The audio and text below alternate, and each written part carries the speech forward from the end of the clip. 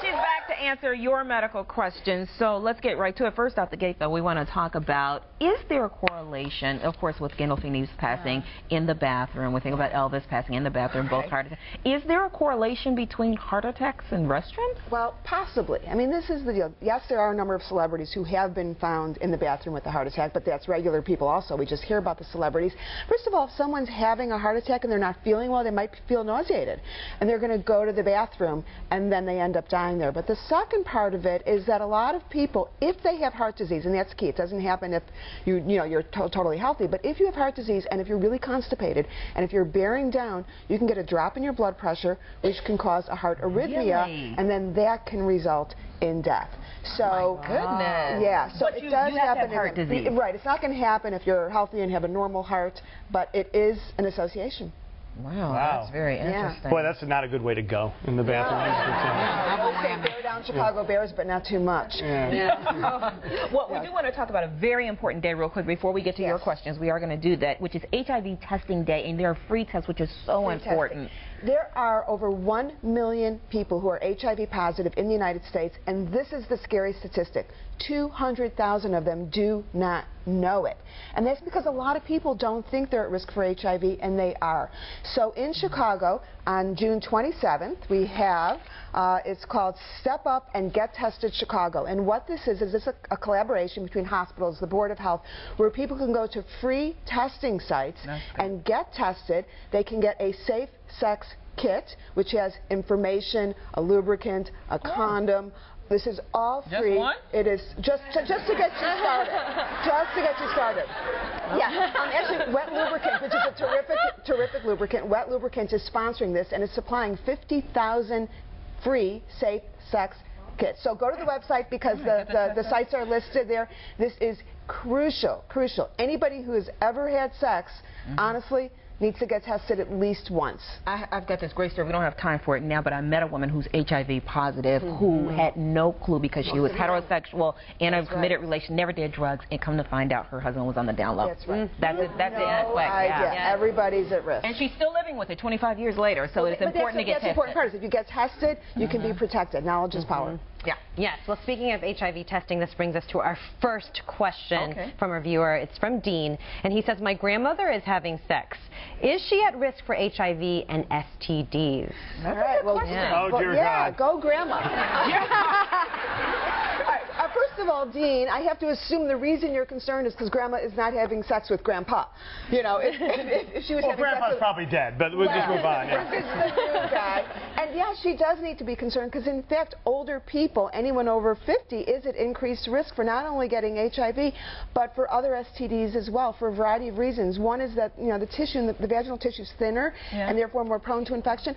But the other big problem is that every woman is well-intentioned and says, of course I'm going to use a condom. I wouldn't have sex without a condom. And then guess what? Grandpa can't keep it up without a condom, with the condom.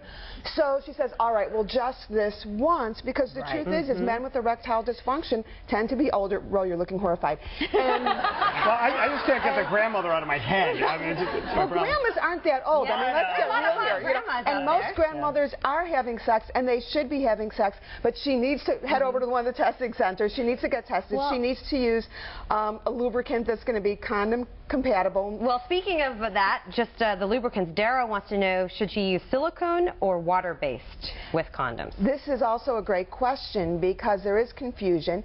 Both water-based lubricants and silicone-based lubricants are perfectly condom compatible, meaning they're not going to break down the latex. The difference between the two is silicone lubricants are much more slippery, they last longer, and I think people know that, but they're concerned if they're so good, are they also going to be condom compatible?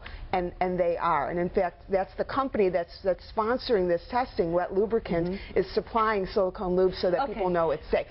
But the one point I can't think about my grandmother with a condom and a lubricant. I can't do it. But the other part of this is what's not safe. And a lot of people, they're not going to the store and buying the proper lubricant, so they grab olive oil or, you know. Really? And those are slippery. And it works, but it can break down latex. I'll never have a salad now either. Thank you, Doctor. Okay, isn't the other problem too, where you put the lubricant? Yeah, that's, you know, obviously you want the lubricant on the outside, but not a lot of people do that, right? No, and some men put the lubricant inside the condom with the idea that it's going to be easier to get the condom on and it's going to feel better. Oh. But what's slippery on the outside is going to be slippery on the inside, and then the condom can roll off. The other thing, there's this idea of one is safe, two is safer. No, do not put on 2 condoms. People do that, and those are even more likely to fall off. Okay, well, moving on. Here you go, Rose. This is a question for Ema. She wants to know, can pregnancy help reduce or completely eliminate migraines? Cured mine.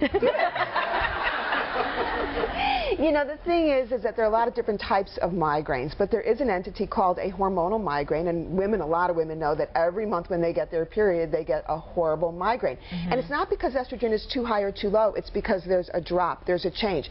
So yeah, in some women, it's not that pregnancy cures migraines, but it can give them a hall pass if they are one of those hormonal migraine people because estrogen levels stay steady. Okay, one more from Jody. This is a good one. I know 2 people who have shingles under the age of 50. Yeah. Who should and at what age get the shingles vaccine? Yeah, shingles is really painful. So, of course, you want to do anything you can to not get shingles. Shingles, of course, is a reactivated chickenpox virus, herpes zoster virus.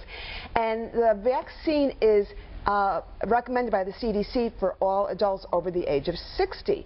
It is actually FDA approved over the age of 50, but not below. And the reason is because the majority of people that get shingles and that are at risk are over the age of 60, which isn't to say that people under the age of 50 and 60 can't get shingles. They do, but it's not a common occurrence, and it's not as serious. They don't get the serious complications. So, yeah, anyone can get it, but only get the vaccine at any age. But only get the vaccine if you're over 60, and some would say 50. Okay. All right, good stuff. We covered a lot of ground today. Thank you, Dr. Streicher. You can always email your questions for Dr. Streicher to WCL@WindyCityLive.com.